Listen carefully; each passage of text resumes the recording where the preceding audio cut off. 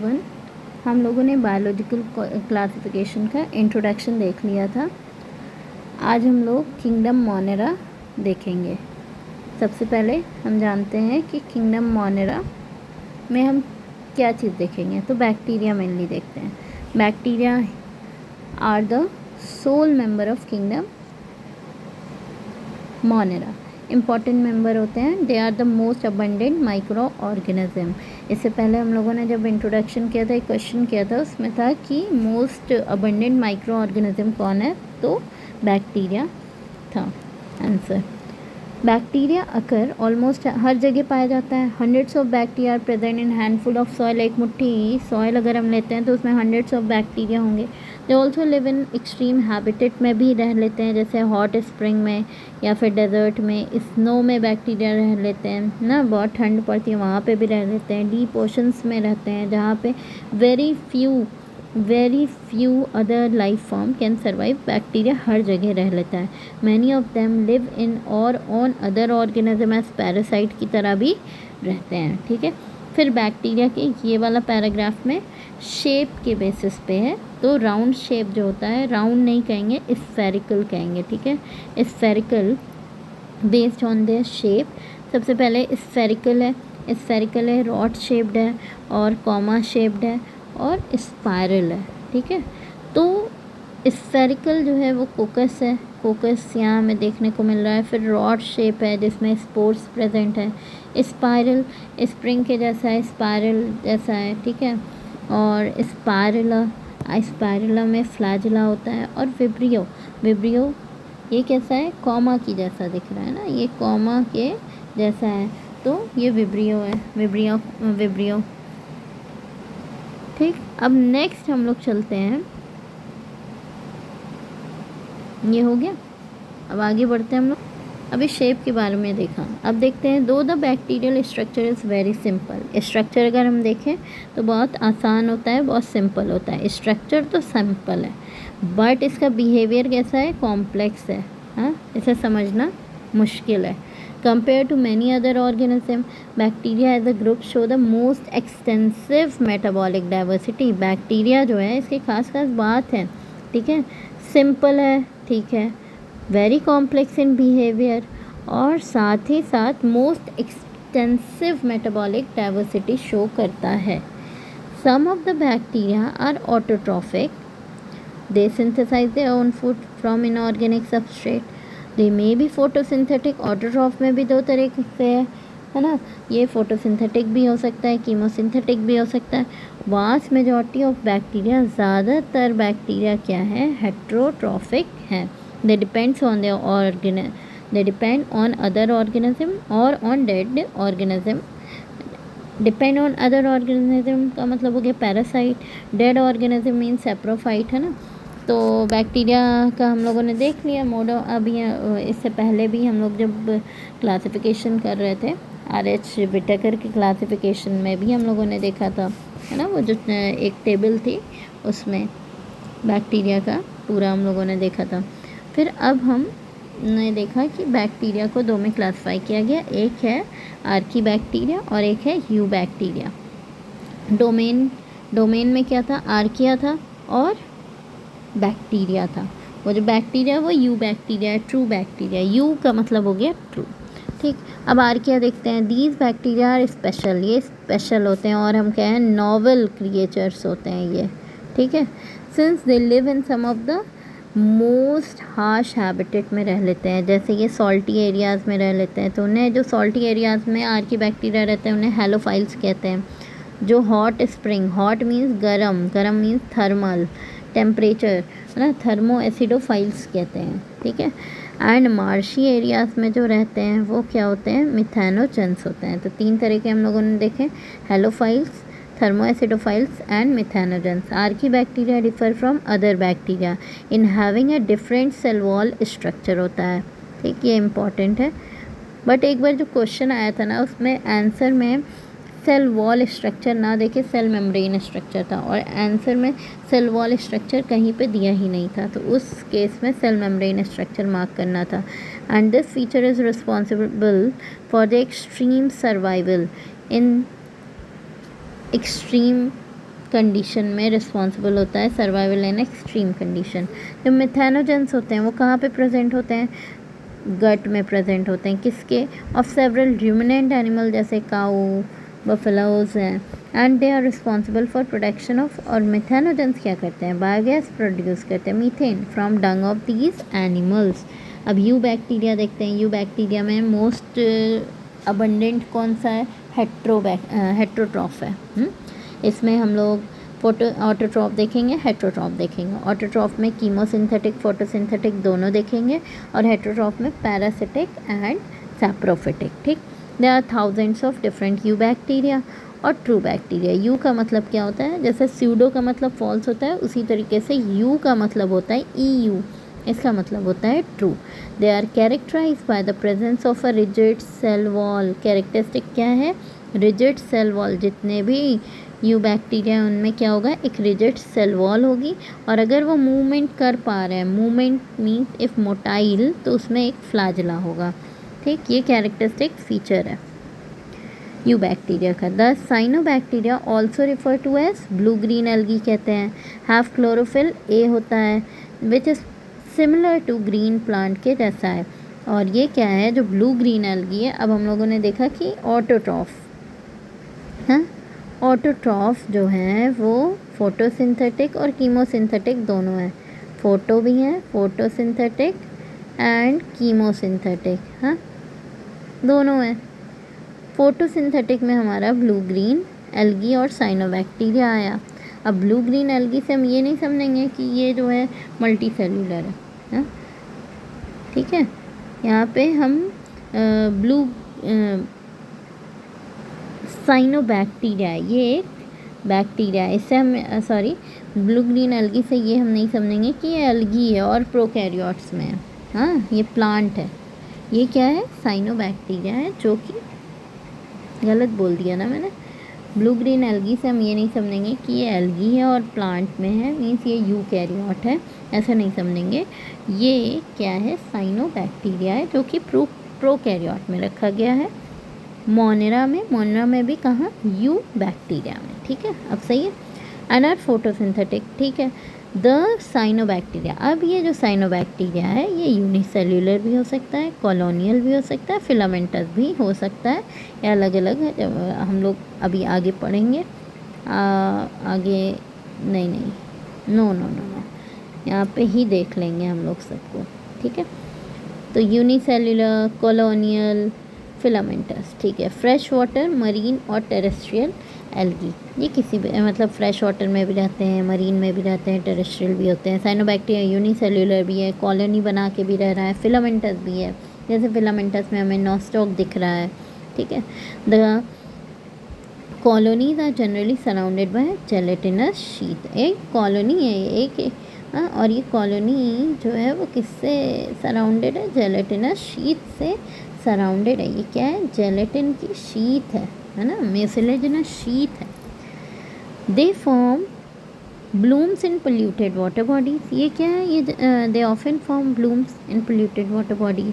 Some of these organism can fix atmospheric nitrogen को भी ये फिक्स करता है in specialise cell called heterocyst. अब कहें हेट्रोसिस्ट कहाँ पे आता है, यहाँ तो दिया हुआ है कि नॉस्टॉक में आ रहा है, उसके साथ साथ एनाबीना में भी होता है हेट्रोसिस्ट। और कहाँ आता है, एनाबीना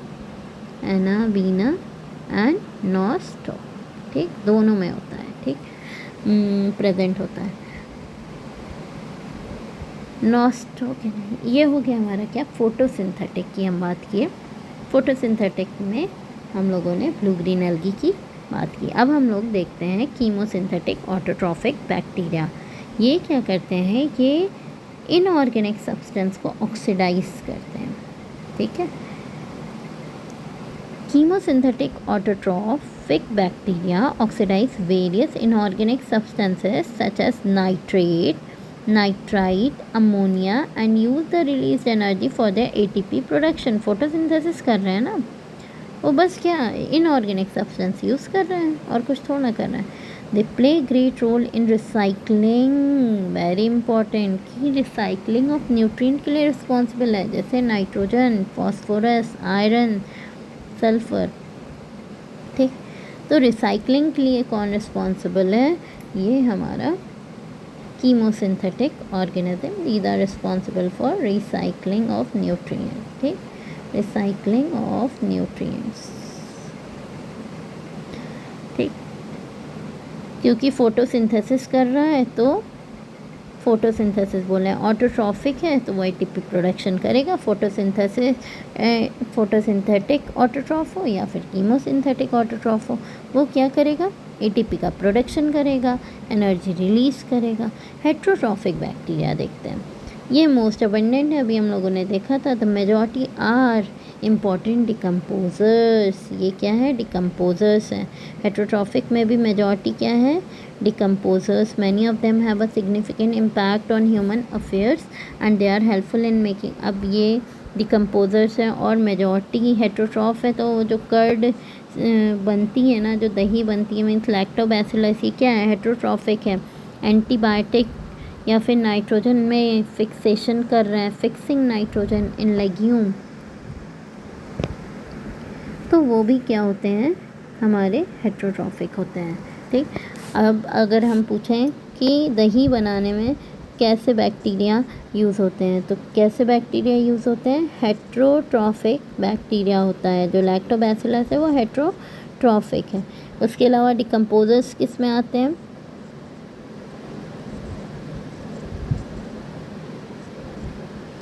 हेट्रोट्रॉफिक है ये भी, है ना।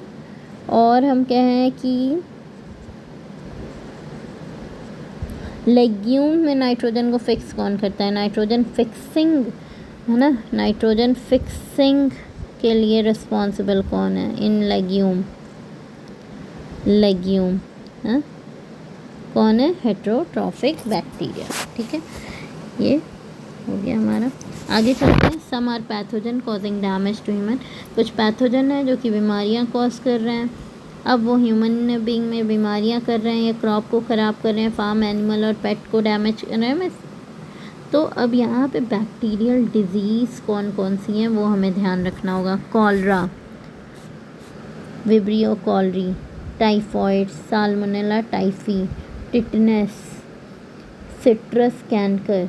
ठीक है, ये सब जो है ये क्या है? बैक्टीरियल डिजीज़ है। ठीक है, अब बैक्टीरिया रिप्रोड्यूस मेनली बाय, अब रिप्रोडक्शन हम देखेंगे तो ये किससे मेनली किससे रिप्रोड्यूस करता है? फिशन से। ठीक, बाइंडर फिशन होता है, दो में वो डिवाइड हो जाता है। Some time under unfavourable condition में वो स्पोर फॉर्मेशन करता है। They also reproduce by a sort of sexual reproduction by adopting. और इसका जो सेक्शुअल रिप्रोडक्शन होता है वो क्या होता है? Primitive DNA transfer from one bacteria से दूसरे बैक्टीरिया में ये डीएनए का ट्रांसफ़र कर रहा है, और ये डीएनए ट्रांसफ़र प्रिमिटिव होता है। The mycoplasma are organism that completely lack a cell wall. इसमें बिल्कुल सेल वॉल नहीं होता है कम्प्लीटली। हर एक माइकोप्लाज्मा में एक ख़ास बात है कि उसमें सेल वॉल नहीं होगा, without cell wall. Bacteria without cell wall. अभी हम लोगों ने यू बैक्टीरिया में देखा था कि कैरेक्टरिस्टिक फीचर में क्या होगा कि सेल वॉल होगा, और साथ ही साथ अगर मोटाइल है तो उसमें फ्लैजला होगा। बट इसमें क्या है? माइकोप्लाज्मा में कम्प्लीटली लैक सेल वॉल। तो ये एक्सेप्शन जैसा लग रहा है, बट ये प्लाज्मा जो है, mycoplasma is a bacteria, new bacteria. They are the smallest living cell known and can survive without oxygen. ये स्मॉलेस्ट सेल है और ये बिना ऑक्सीजन के सर्वाइव कर सकता है। Many mycoplasma are pathogenic to animal and plant. ये खास बात है। ठीक है, एनिमल और प्लांट दोनों के लिए पैथोजेनिक है। तो यहाँ पे हम देख सकते हैं ये सेल वॉल है। ठीक, फिर बाहर उसके सेल सॉरी ये डिवाइडिंग बैक्टीरिया दिख रहा है, ये हमारा सेल मेम्ब्रेन है, उसके बाहर सेल वॉल। बाहर ही होती है सेल वॉल। वॉल हम किधर? बाहर की तरफ वॉल होती है ना, कमरे के अंदर साइड में नहीं है ना वॉल। वॉल तो बाउंड्री बना रही है ना, तो सेल वॉल जब भी प्रेजेंट होगी तो वो सेल मेम्ब्रेन से बाहर होगी। यहाँ पे प्रिमिटिव डीएनए ट्रांसफ़र होगा। ठीक है, कब? जब वो सेक्शुअल रिप्रोडक्शन करेगा। लेकिन ये तो हम बाइंडर फिशन देख रहे हैं, तो यहाँ पे तो उसी तरीके से होगा, सेल डिवीज़न की तरीके से। नेक्स्ट अब हम लोग क्वेश्चन देखते हैं। कोकस R comma shape bacteria, rod shape bacteria, spherical shape bacteria and spiral shape bacteria. तो कॉमन शेप को हम क्या कहते हैं? विब्रियो। क्या कहते हैं? विब्रियो। रॉड शेप बताओ जल्दी से। रॉड शेप बैक्टीरिया, ये आप लोग बताएंगे। ये कमेंट में बताइए। स्फेरिकल शेप क्या होता है? कॉकस। और रॉड शेप क्या होता है? बैसिलस। क्या होता है? बैसिलस। और स्पाइरल शेप क्या होता है हमारा? स्पाइरलम होता है, स्पाइरलम। ठीक, तो आंसर क्या होगा? स्फेरिकल शेप बैक्टीरिया कोकस है। फिर Archie bacteria that often inhabit hot spring. Hot means temperature, thermo acidophiles. Which of the following statement is incorrect with respect to eubacteria? Blue-green algae have pigments similar to green plants. अभी हम लोगों ने देखा इसमें chlorophyll a होता है, ये सही है। सब मेंबर्स, बट हमें इनकरेक्ट वाला स्टेटमेंट पूछा है। सब member play a great role in the recycling of sulphur. ठीक है, यूबैक्टीरिया में ही हम लोग कीमोसिंथेटिक देखे थे। ठीक है, ये भी सही है। Only chemosynthetic autotrophic bacteria form bloom in polluted water body. ये तो गलत है, ये तो गलत है। The colonies of nostoc are generally surrounded by gelatinous sheet. तो आंसर इसका ये गलत है। ठीक है, उसके बाद आता है नेक्स्ट, थर्ड आंसर इसका होगा। ठीक है, क्वेश्चन नंबर 3 का third. After the new classification, question number 4, after the new classification of living organism into 3 domain, 3 domain means यहाँ पे किसकी बात कर रहा है? 6 किंगडम क्लासिफिकेशन कार्ल हुस की। तो इसमें से ट्रू बताना है आर्की बैक्टीरिया के बारे में। Resemble यूकैरिया in all respect. क्या ये यूकैरियोट से एकदम नहीं। क्या कम्प्लीटली डिफर फ्रॉम, क्या प्रोकैरियोट से एकदम अलग होता है? नहीं। completely differ from both prokaryote and eukaryote नहीं। have some novel features, इसमें कुछ novel feature होते हैं, खास कैरेक्टर होते हैं that are absent in other eukaryotes और prokaryotes में नहीं पाए जाते। ये होगा bacteria which play an important role in recycling of nutrient like nitrogen, phosphorus, iron and sulfur। heterotrophic bacteria, chemosynthetic autotroph, archibacteria photosynthetic। क्या होगा? इसका आंसर होगा कीमोसिंथेटिक ऑटोट्रॉफ। अब हम कुछ क्वेश्चन पूछें, कर्ड बनाने में कौन रिस्पॉन्सिबल है? तो हेट्रोट्रॉफिक बैक्टीरिया। अच्छा, अगर बोले कि नाइट्रोजन फिक्सेशन इन लेग्यूम, तो भी क्या आएगा? हेट्रोट्रॉफिक आएगा इसका भी आंसर। डिकम्पोजर्स अगर पूछा जाए तो डिकम्पोजर्स भी कौन होंगे? हेट्रोट्रॉफ्स होंगे, है ना। अब हेट्रोट्रॉफ में तो ये नहीं होगा, नो नॉट दिस। क्या होगा? हेट्रोट्रॉफ होंगे। ठीक, अब डिकम्पोजर्स हमें समझ में आ रहा है, जो dead and decaying means saprophytes, है ना, सैप्रोफाइट्स की बात कर रहा है। डिकम्पोजर्स मीन मेजॉरिटी जो है वो डिकम्पोजर्स ही हैं, सैप्रोफाइट्स हैं। पैरासाइट का मतलब हो गया कि जो अदर ऑर्गेनिज्म लिविंग इंडिविजुअल पे सरवाइव कर रहे हैं। ठीक है, तो आई होप आप लोगों को ये टॉपिक समझ में आया होगा, किंगडम मोनेरा। अब आप लोग जितने भी क्वेश्चन हैं उसको आप सॉल्व कर लीजिए। ये मैं जितने भी इसमें से पॉसिबल क्वेश्चन हो सकते हैं और जो आए हुए क्वेश्चन हैं उसको मैं इसमें इंक्लूड करती हूँ, तो आप और भी चैप्टर जाके देख सकते हैं। मैंने सेल साइकिल भी पढ़ा चुका है और लिविंग वर्ल्ड भी बता दिया है। ठीक है, तो इसलिए आप लोग 1 बाय 1 कंप्लीट कर लीजिए। और अगर आपको ये समझ में आया हो तो प्लीज़ लाइक और सब्सक्राइब कर दीजिए मेरे चैनल को।